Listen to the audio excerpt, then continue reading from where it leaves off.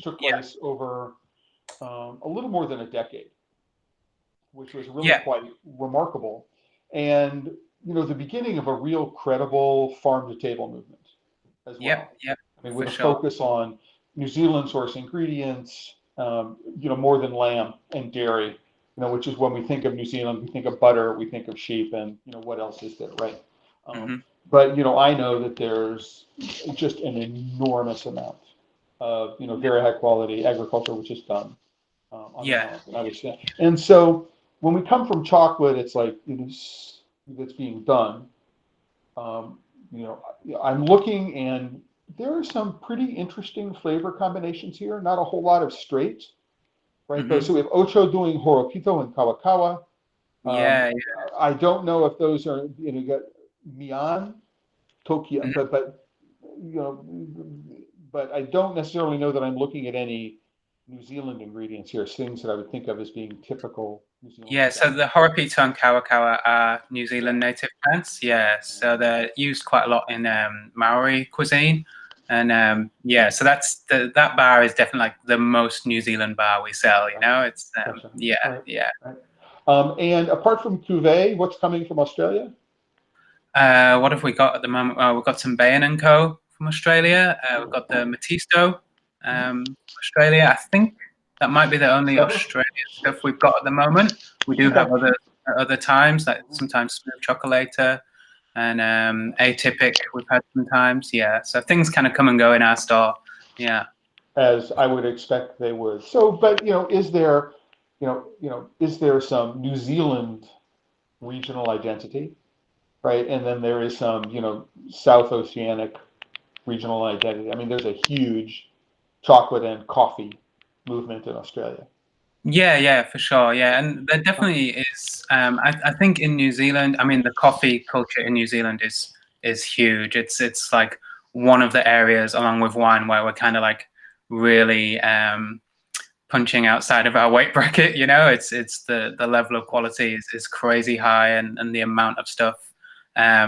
With the chocolate, in terms of the craft chocolate, the quality is crazy high here. It's like amazing, but it's still very early days and a very small movement. We've got maybe 10 makers in total, but Yeah, but you yeah. have what, like 3 million people, right? Yeah, I think there's like 6 million now, but yeah, Okay, right. yeah, So as the number of sheep kept up when I was there was 3 million people and 20 million sheep. Is yeah. I I'm hope the not sheep sure on the population. current statistics, but yeah, I'm sure it has. All right. Well, but if I think about New Zealand in general, I mean there are lots of areas. Well, I may cut into this. When I think about New Zealand in general, my experiences, certainly I would think about um, punching outside your weight bracket is Mhm. something you've done. I mean, Yeah, since yeah, I've known, I mean, beginning with the All Blacks, yeah, it's a very yeah. small It's country, kind of fielding the team. I remember spending time at the Wellington Cricket Oval and watching parts of 5 day tests, not entire yeah, 5 day tests. Um, yeah. It's definitely something that we do in a lot of areas. Yeah, and it's we kind of have that you know. Not an inferiority complex, but we're treated by a lot of the world as like Australia's little brother kind of thing, and we kind of like to go. Actually, no, we've got our own thing going on. Yeah. right. So when I went there, I mean, one of the things that I discovered is that most people think about New Zealand the way they think about Catalina Island off the coast of Australia. I mean, Yeah. it's only 20 miles away, right? And it's this really tiny island. And the answer is no. I mean, it's what, 1,000 miles from It's pretty Sydney. far. Yeah, it's a lot further than anyone Right. thinks. And New Zealand is a country. It is the length of California.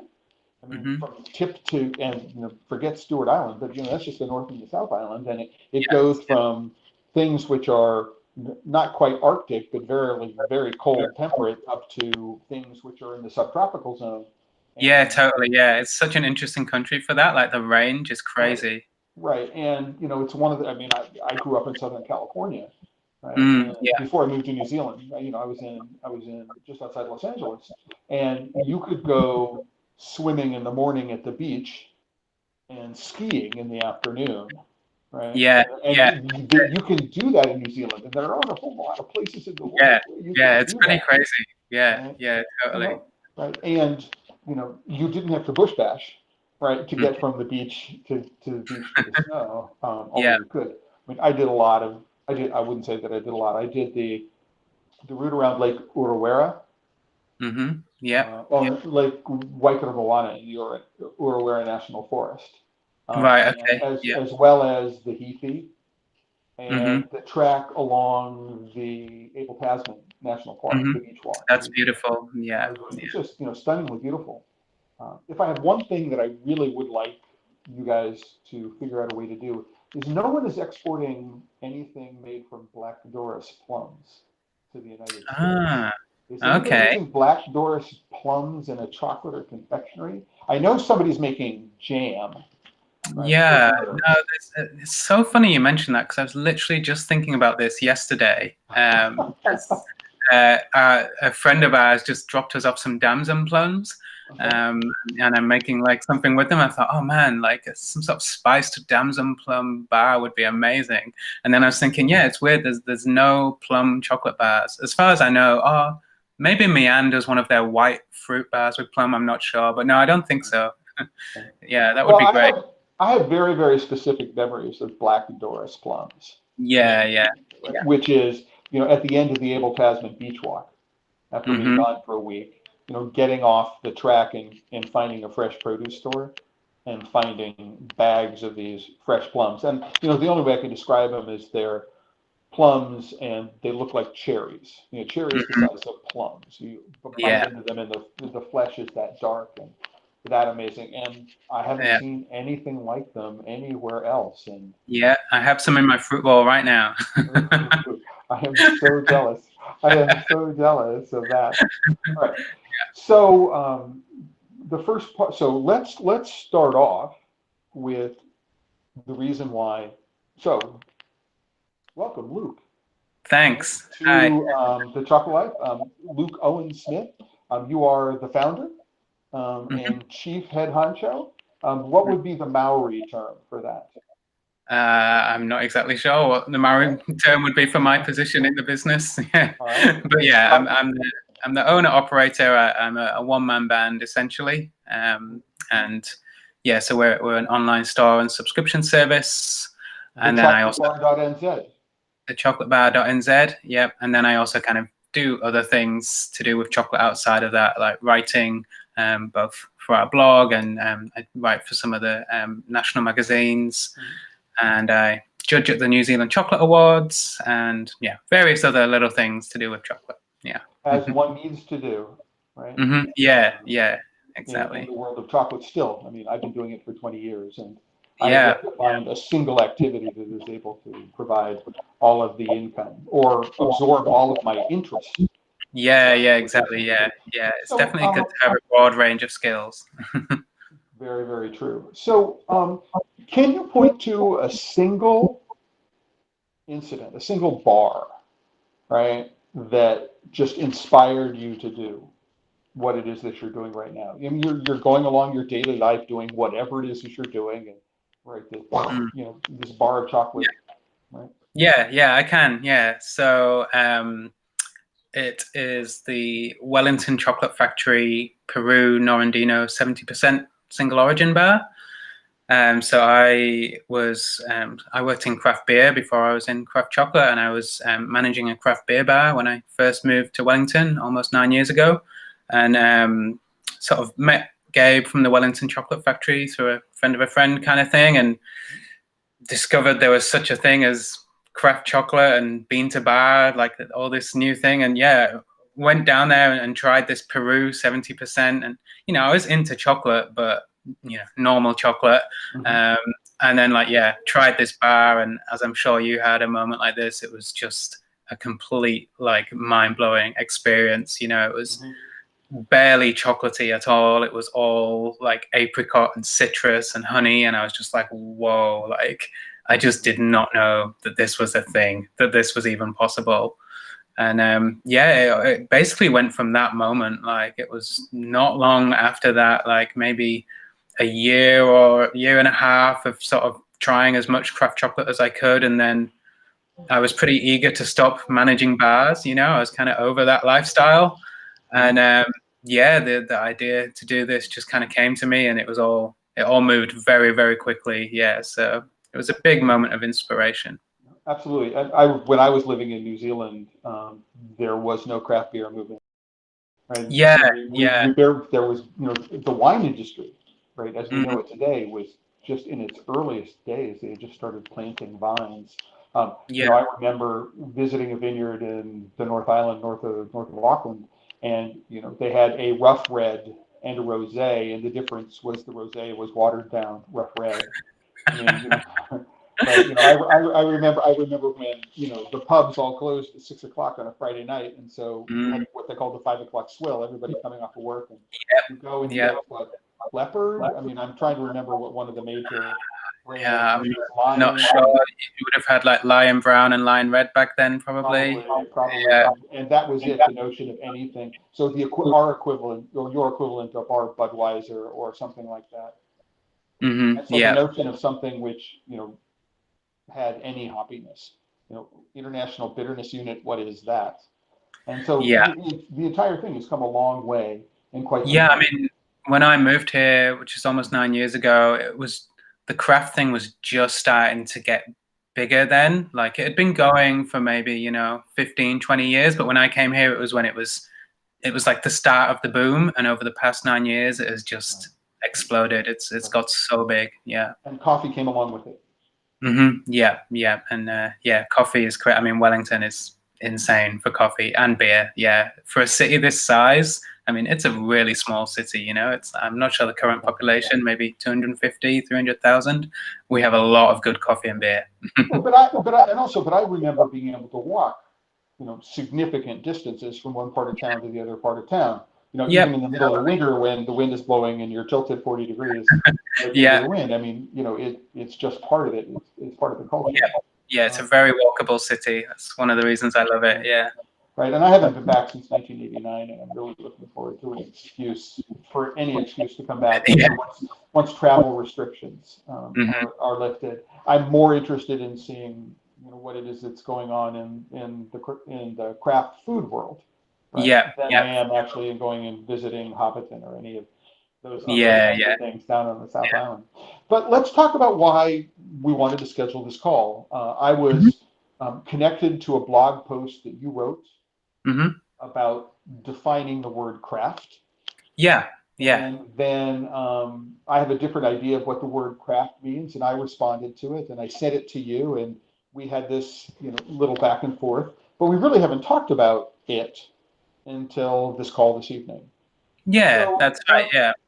So let's talk about your notion of what craft means to you, and how you think craft chocolate is seen the same as or different from craft beer and the coffee world, because I think they're probably a very, very connected set of cultures with big overlap in terms of customers. Right. And customers, and also just all of this stuff to do with defining and how the industries have developed, and there's so much crossover. I mean, I particularly know about beer, and it's so interesting to me because craft chocolate is 10, 15 years behind where the beer is here, and I've already kind of been through it with the beer, and I'm just kind of seeing like a lot of the same things happen again with chocolate, so it's interesting. Is the way you describe, so how does your understanding of craft beer influence the way you talk about chocolate? Well, I guess, I mean, without going super, super specific, it comes down to, generally small batch produced using higher quality ingredients with a lot more emphasis on the hops and malts in the beer. And that whole kind of more involved experience, much bigger flavors, more of something to taste and sip rather than something easy to smash back, if you like. Again, it's not black and white. The height of chocolate when I was in New Zealand was the chocolate covering around a Lemington. For sure. For anybody who's not in New Zealand or Australia, a Lemington is a little light white maybe sponge cake. Yeah, it's like a Um, white sponge right, and with. it's got a thin layer of chocolate around the outside. Actually, you probably not chocolate, probably compound. Yeah, yeah, it would And be, and then then you also get sprinkled, like raspberry ones often as well. Yeah, right, and and then then yeah, sprinkled with coconut, small flake yeah, coconut on yeah. the It's outside, a right? national dessert. Yeah. Right, right. And they used to have them at the school lunch counter. So Hmm. you go Yeah. there for a Savoy and a Lemington for lunch. Classic. Yeah. Anyway, Great. so yeah, this is definitely a trip down memory lane for me. So make that equivalent into chocolate. You know, thinking about the description that you used. Yeah. So, I mean, in terms of like when a customer say comes up to me, I'm at an event or a stall, like, and I have to give them like a soundbite answer that isn't like my blog piece going into massive depth, I Right. generally say small batch chocolate made from the bean using fine flavor cacao and with different flavors coming from the beans, a bit like when you taste different types of wine made with different types of grapes. That's like the kind of soundbite that I give to try and quickly get over like what it's all about. Yeah. And then in terms of more in depth, like in my article, I kind of went into yeah, some of the other things like generally the cacao bean is the main focus of the chocolate. You know, the makers are emphasizing the flavor of the bean. There's also, of course, the question of ethics, which is, I think, the biggest difference between the chocolate thing and the beer thing. You know, the beer isn't really dealing with any big ethical issues like that. Yeah, and that's. I'm trying to think what else I mentioned. So in that Um, respect, chocolate is more like coffee because the sourcing issue with respect to coffee beans, yeah, right? And so how many how you know how much of the hops that are used in here in New Zealand are grown in New Zealand? I would have no idea what the percentage is. I just know that we grow a lot in New Zealand. We grow some of the best hops in the world. Definitely a lot of Of course. brewers use fantastic hops, but also, you know, there's Right. plenty of You craft also breweries. grow wheat, but you also grow wheat, Hmm. right? And Yeah. other grains. I don't know if barley is there. My guess is maybe not rice. No, I don't think there's really any rice grown here. No. Okay, but you can grow the barley for malting. I mean, do you Hmm. have malting facilities in New Yep. Zealand, or you Yep. bring? Oh, all right. So, Yep. There are. Yeah. mhm. So Yeah. very, very Yeah. good. So yeah. But yeah, I mean, there's that whole thing of wanting to stand out, right? So a lot of breweries here will use overseas hops and malts to have something different to everyone else, you know. And yeah, there's just a mixture. But yeah, thankfully we do have amazing hops grown here. Right, right.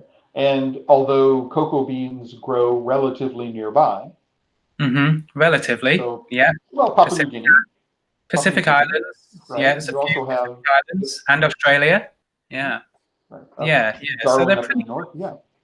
Yeah, yeah. So there's like a few farms in Queensland now, in like far north Queensland, and yeah, and it's grown on most of the Pacific Islands. The predominantly what you'll find here would be Papua New Guinea, Solomon Islands, and Vanuatu would be the Mhm. main ones. Samoa is kind of disappeared for a while, but we're starting to see some stuff again here now from Samoa. Yeah, yeah.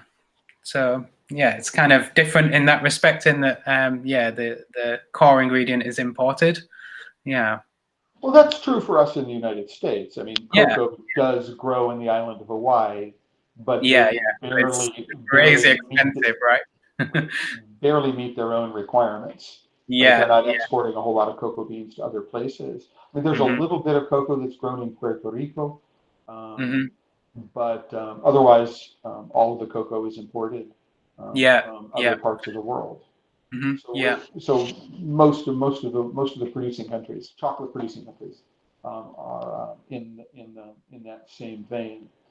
But um, my I had some quibbles with the way you described craft, um, Hmm. mainly because I normally have the opportunity to talk about it at length. Yeah, yeah. And whether I'm presenting or writing about it, I don't have to. I generally don't talk to people, in a one-on-one sales situation. Yeah. at a stand or booth. So I have the luxury of Yeah, being and I able think to. that's, I mean, not that it necessarily impacts it, but definitely something slightly different in terms of our writing is that you're, I think I'm right in saying, a bit more focused towards the industry people, whereas I'm very much focused towards the sort of endpoint consumers, which shouldn't necessarily affect it, but might slightly affect how we approach writings about things. Yeah. Absolutely that there is that. I mean, my goal is to be able to write so that anybody who's interested in the subject, Yeah. right, will find some way to connect with what it is that I'm writing about. I'm always trying to provide information, and I have the luxury of having been able to do this for more than 20 years, and Yeah, so it's amazing how long you've been doing it. I have a considered perspective that Yeah, I yeah, can give to totally. this. So, I've been asked to define, what craft chocolate means in a lot of different occasions. And, when I am in front of an audience of people who are in the craft chocolate world, right? One of my definitions is, pick the most difficult way to do a task, right? Yeah. And then do that for every step of the way. Yeah, Right? yeah, completely. And so, okay. And another way to think about it is that there's a sort of fetishization of labor, right? That the definition of quality is the more labor you put into it, Yeah, the sure. better it is. Just like with any industry, right? Like if you go buy shoes from a little shoemaker in town who spends like 2 months making one pair of shoes, then you expect it to be better than the big That's brand. certainly very true, but the shoemaker can charge $2,000 for that pair of shoes. Yep, for sure. And there is definitely an upper limit to how much we can charge still for a bar of chocolate. Yeah.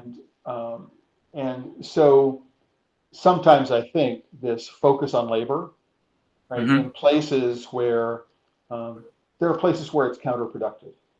That if you want to have a sustainable business, then you need to be able to find a way to be able to manufacture in a way that allows you to build, make enough product, right, at a price where people can afford it.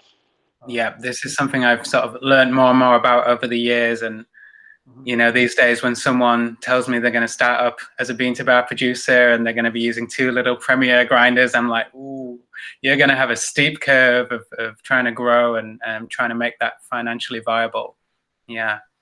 It's not easy. So, one of the ways I want to talk about craft is I want to talk about, that aspect of it.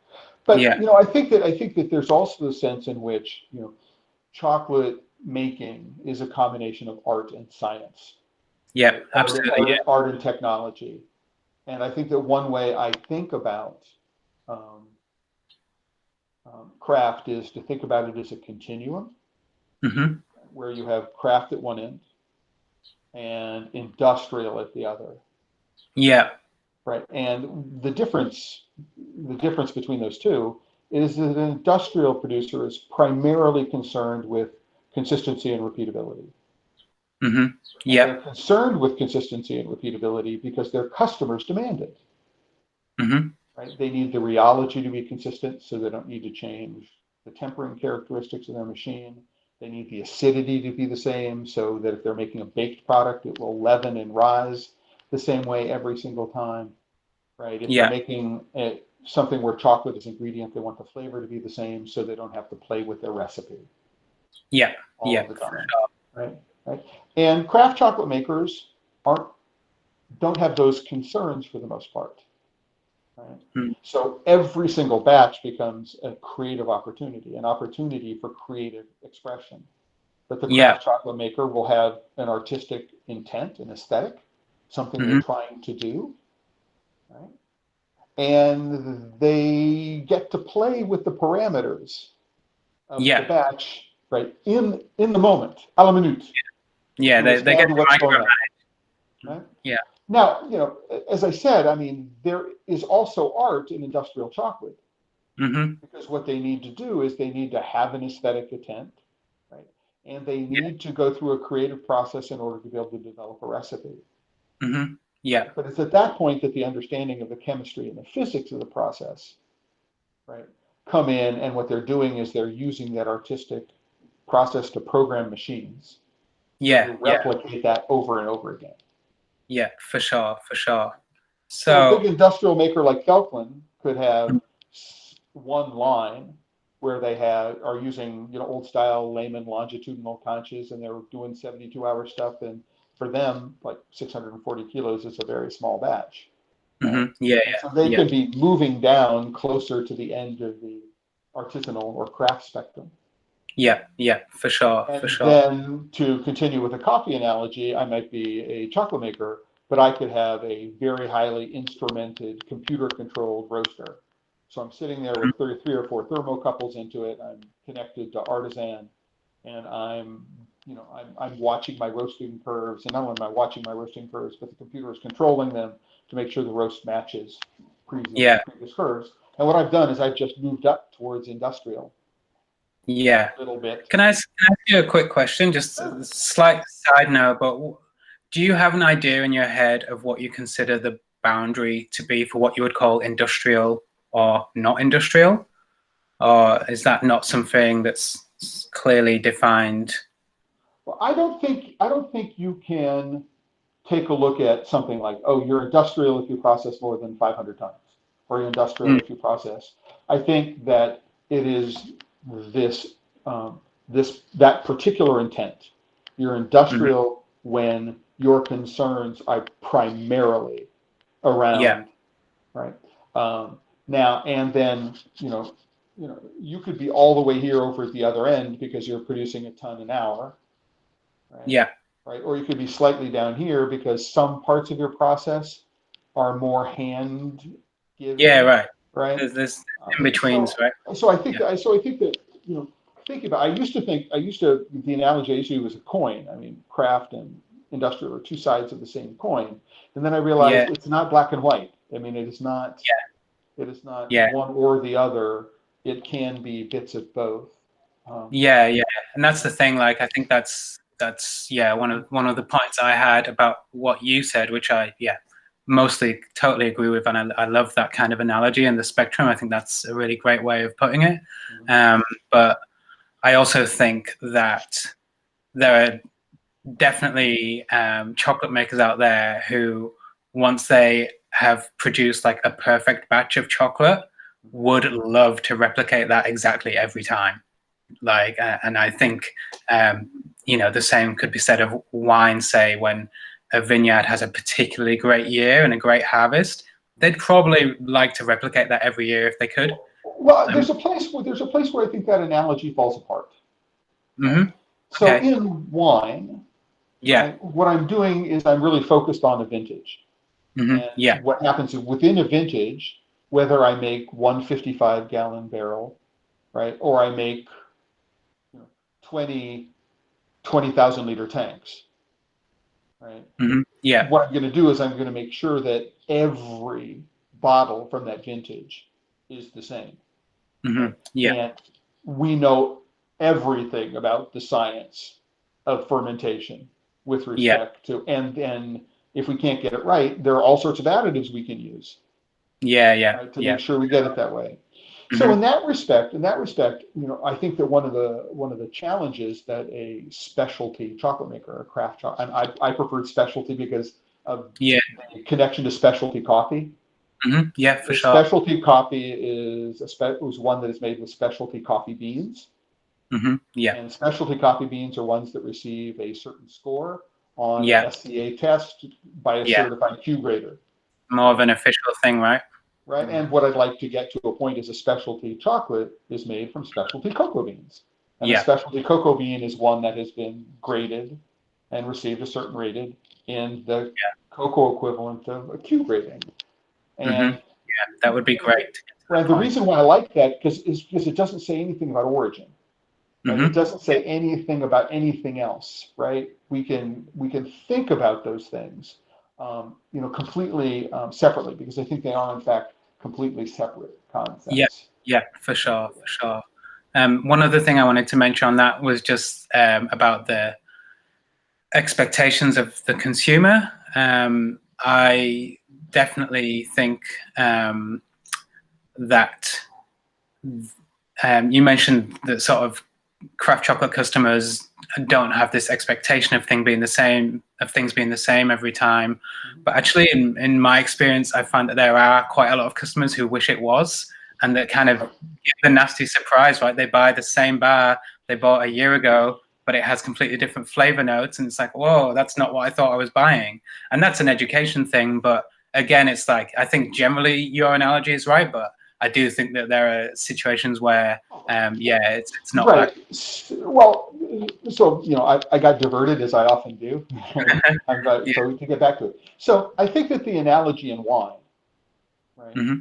Um, and I think actually coffee and beer are closer than chocolate for a bunch of reasons. But the analogy in wine is, imagine that a um, I had everything in small wooden barrels. And what I did is I took every barrel and bottled it differently. Hmm. Yeah. But I didn't differentiate between the barrels, right? And so I could walk into a store and buy a bottle from a case from one barrel, and then come in several weeks later and buy a bottle from another case from a Hmm. completely different barrel, and they might not be the same. Yeah. Okay. Yeah. And so, but we expect that wine from the same vintage, from the same producer, will be Hmm. the same. We don't Yeah. expect that the 2019 will be the same as the 2015, and the 2012 will be different. But Hmm. as long Yeah. as it's within that same vintage, we expect it to be the same. Yeah. Right? I think that for me, right, there are lots of ways to blend, right, which don't break the sort of single origin paradigm. Hmm. So Yeah. what I could do is I could roast a couple of different ways the Yeah. same beans and then blend those. Yeah, for sure. Right. And then what I could do is I could take 5 small batches and blend Mm. them together and make one large batch. And one of the Hmm. things that that will do is that there are small processing inconsistencies between batches. Yeah. Those will Yeah. be blended out, right? Hmm. So, I mean, if you do have a separate conch from your refiner, you Hmm. can actually conch differently. Yeah. Yeah, for sure. And then I don't know are you familiar with this Dutch producer called Heinde and Yeah. Vera, Yeah. right? We've had that. So, Yeah. right. So one of the things that they do is they do Solera blending. So age Yeah. blending. So they'll take things from different harvests, right? Yeah. And blend them together. Or something that they made a year ago and something that they made a month ago and Yeah. blend It's those cool. things together. It's And awesome so to see things like that oh no, happening. I ran into them at Chocoa, next week last year, right? Yeah. Yeah. And for the first time, and was listening to Ewald Rieper, who said, of course, Dutch milk is the best milk in the world. Right? And I said, well, every country says they make the best in the world, so tell me more. And we started having this conversation about blending, and this is something that I've been talking about for a decade. Hmm. That I think that this focus on the small batch, the primacy of the small batch, Hmm. actually gets in the way of actually being able to have the best of both worlds, which is to Yeah. have this creative expression that you're looking Yeah. for, that I think that is what drives the small maker, Hmm. but be able to do so at a size which enables the customer to be able to reasonably assume that there will be some reasonable similarities between a bar they purchased last week and a bar they purchased 6 months from now. Yeah. Yeah, for sure. For sure. And I'm really, really hoping that more people will jump on that bandwagon. I mean, I ran into it. I was doing a series of classes for a cocoa importer in Japan. And I walked Hmm. into a retail store in New York and picked up 10 bars, of what I thought were the same chocolate. But it never Hmm. occurred to me the store would shelve 2 different batches at the same time. Yeah. Yeah, So I yeah, got no, all the way to Japan, looked at the back and said, oh my gosh, they're entirely different batches. And in fact, they were entirely unrecognizable. yeah, yeah, it's amazing. Hey, yeah, yeah. And so one of the things that I had to do is I said, okay, I need to abandon what I thought I was going to be doing with this and then turn Mhm. it into an object lesson. Yeah, Right. yeah. Right. Because I think that, one of the interesting challenges, you can tell me, I mean, you've sort of alluded to it. I go in and I buy a bar once and I really like it. Right? I go and I buy the bar the second time and it's not what I thought it was going to be. Hmm. Will I Yeah. ever buy that bar again? That's the thing. That's the thing. I mean, I think that is entirely dependent on the kind of customer, Like, I think some customers, like myself, that's something that I love. That I'm never like, I like that surprise of like, what's this going to be like? It's a discovery. Whereas other types of customers, they want the reassurance, they want the comfort of, I know what I'm getting here and it's what I love. So there's different kinds of customers, But I think one of the problems at the moment is that there isn't well, at least over here, there isn't a widespread knowledge of that being how craft chocolate can be. So some people are having that experience, and it sometimes is a good surprise, but sometimes it's a bad surprise, and it can be confusing. And so, yeah, I mean, that's just about needing more time and more education. But yeah, I think it does depend on the customer's preference for, yeah, whether it's a good or a bad thing. So the general person who comes to a chocolate bar and Hmm. purchases from you, I mean, Hmm. are these mostly people you think who have educated themselves about coffee, about beer, about wine, and are looking to take that knowledge and extend it to chocolate? Or are you finding people who grew up in Cadbury Dairy Milk and they're encountering you for the first time? Yeah, we we get a real mixture. Yeah, yeah. I mean, it's hard to say exactly, but I mean, definitely we are attracting, people who are naturally really into food a lot of the time, but also it's kind of one of the things with chocolate, right? Chocolate is loved by almost everyone. So it's an interesting industry to be in because we're doing something very niche, but with something that appeals to most people in terms of Right. it being chocolate. Right. So I And think, it's legal to consume yeah, yeah, exactly. under Yeah, the age of 16, right? yeah, yeah. So I 18, think 16? Right. 18. Okay. Yeah. So I think that we definitely attract a broader spectrum of customers than, say, a specialty coffee company would, or a craft beer company, just because it's chocolate, and also because we're the only ones in New Zealand doing it, and so a lot of people are just finding us and like, oh, we'll give it a try for the first time and see what it's like. Yeah, yeah. So it's an interesting time. Yeah. Yes, it is an interesting time. Different reasons for you than for us here in the United States. Yeah, yeah. But let's segue because I think that's a good segue Hmm. into the second half of this. Was Hmm. I went to your website and I Hmm. looked, went straight to the Made in New Zealand section. Thank you very much Yeah, for yeah, organizing things that way.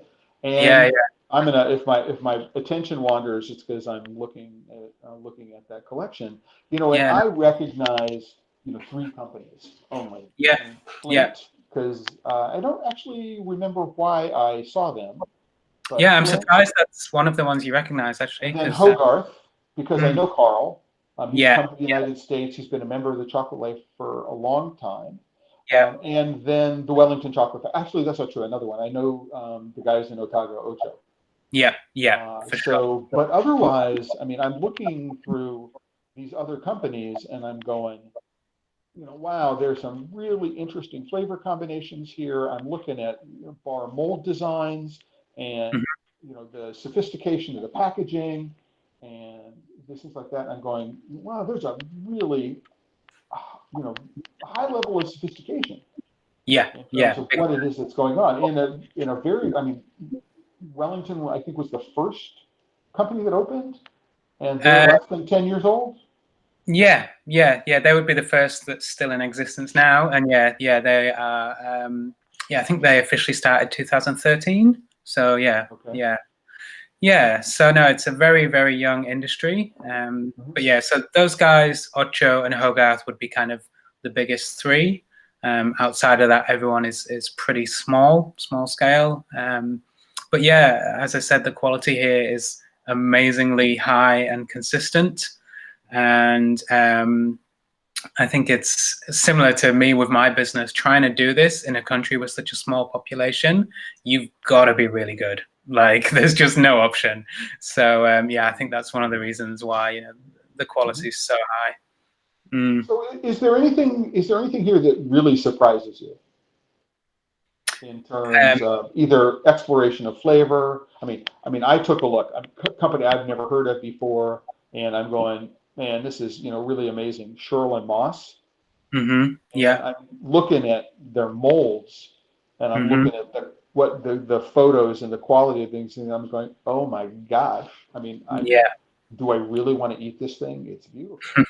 Yeah. Those guys have got the most amazing design and brand. The lines on that bar taken from the like topographic map from the region where they grew up. And then the company Sherlin Moss is the name of their grandparents. So it's this whole, I love the way they link the location and the family, and that's such a good example of branding for me in terms of customers being able to connect with the people who make it. Like, it's something that so many chocolate companies don't quite get right, in my opinion, and I think Sherlin Moss nail that. Yeah, and the chocolate's amazing as well. So, you know, there was one in particular that jumped out at me because, you know, being from New Zealand, not being you're from New Zealand, having lived. I'm actually from England, but I live in New Zealand. Yeah. All right. So having step back and cut bars. I am a citizen now, though. I just got my citizenship. So well, congratulations. Thanks. Having lived in New Zealand in the mid-'70s for 3 years on an immigrant's visa, so I could have stayed had I wanted to, and having an opportunity to visit since then. You know, I'm looking at this and I'm going, there, you know, and knowing about the agricultural resources of the company, I mean, you know, nobody is putting anything lamb related into chocolate here. Although Zotter does. Zotter makes a bar that has lamb in it. Really? Wow. Yeah. Right. They do every flavor. Right. I mean, they have a graveyard of flavors that they tried that didn't work. But, you know, I'm looking and it looks like there's only, well, no, you got Manuka honey. Ocho is doing a white chocolate with Manuka honey. Yeah, and Hogarth do a few kind of New Zealand inspired bars. Like, they've got the Manuka honey and cacao nibs bar, and they now do the Kumara milk chocolate, just like sweet potato. So sweet potato, right? Yeah. Now, is that actually a special variety of sweet potato, which is native to the South Pacific? So there's like a few different varieties of kumara. There's 3 main ones and a few other kind of ones that you don't really see. I'm not sure how that relates to different varieties of sweet potato. I think it's basically the same thing, and they're just members of that family. But yeah, there's 3 main kinds here, and that bar is made with there's a crisps company who make kumara crisps. So yeah, they use those crisps in the bar, and it's all different 3 types of kumara. Yeah, it sounds like a crazy bar, but it's extremely accessible and delicious. Yeah. I can imagine that who doesn't like carbs and fat, right? Yeah, exactly. Can't go wrong. Potato chips and chocolate. I mean, you know, in Idaho, chocolate covered potato chips is a thing. Yeah, for sure. So no, absolutely. But what are Horopito and Kawakawa? Because I don't recognize those at all. Yeah, they're just different native plants. They're both quite spicy, peppery, I would say. Kawakawa is got some in my garden actually. It's really hard to describe. It's got a flavor that's almost like a spicy eucalypt almost. It's very fresh. Sometimes in the olden days, people used to chew it for a toothache because it's got an anesthetic property. Yeah, and then Horopito is like looks almost a little bit like a bay leaf, and you can use it like in stews, and it's really hot. It's got a lot of heat. Yeah. So they're both kind of spicy. Interesting. I don't remember either of those. They're not something you would have heard about. Like, now there's a lot more like Maori cuisine coming back into like fine dining restaurants and stuff over here, and also other stuff. So you hear of those a lot more, but it's still, not like super widespread. Yeah. Sorry, you just cut out there, Clay. What was that? Sorry. So the country has what, 6 million people in it now? Yeah, about that. Yeah. Right. And when I was living there, the population was about 3 million, and 25% of it was in Auckland. Yeah. Right? So Yeah. I'm going to assume that you have a similar kind of distribution now. Yeah, probably. Yeah. Yeah. Right? Something like that. Might be So slightly less percent in Auckland, but similar. Yeah. how is the food culture change from the north of the North Island, down towards Dunedin and Otago, into the South Island? Christchurch is still the biggest city on the South Island, probably the most hmm cosmopolitan. Um, Yeah. um, and how is Auckland different from Wellington, different from the other cities with respect to food, do you think? Yeah, that's a tricky one to answer. Like, I think because it's still a very young country, and I think food culture in some ways got a little bit left behind, and it's changing a lot at the moment. And I think a lot of regions are still kind of developing what their like regional food identity is. But it's something that people are talking about a lot right now, and there's a lot of work being done.